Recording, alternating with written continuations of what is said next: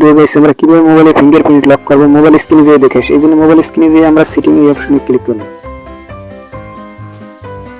Setting এই অপশনে click করার পরে আমরা নিচের দিকে স্ক্রল করে দেখতে পাচ্ছি তালার মতো security lock fingerprint face unlock, এই অপশনে ক্লিক করতে হবে।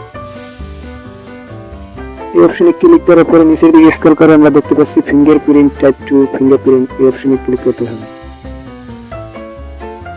এই অপশনে ক্লিক করার পরে নেক্সট ক্লিক করতে হবে। নেক্সট ক্লিক করার পরে আমার মোবাইল আগে পাঠান লক দেওয়া, এই লকটাকে খুলতে হবে।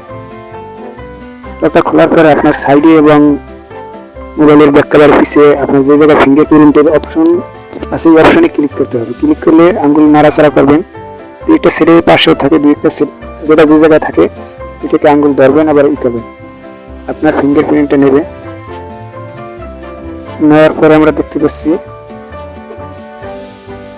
নেওয়ার পরে ভরাট করতে হবে। যেমন আমার ভরাট হয়ে গেছে, এখন এটা আপনার অ্যাড অপশনে ক্লিক করতে হবে। এই অপশনে ক্লিক করে এটাকে ক্লিক করলে আপনার এটা হয়ে গেছে। এইভাবে আমরা ফিঙ্গারপ্রিন্ট লক করতে পারি। ভিডিওটি যদি ভালো লাগে সাবস্ক্রাইব করুন, পাশে থেকে বেল আইকনটি বাজিয়ে দিন। আল্লাহ হাফেজ।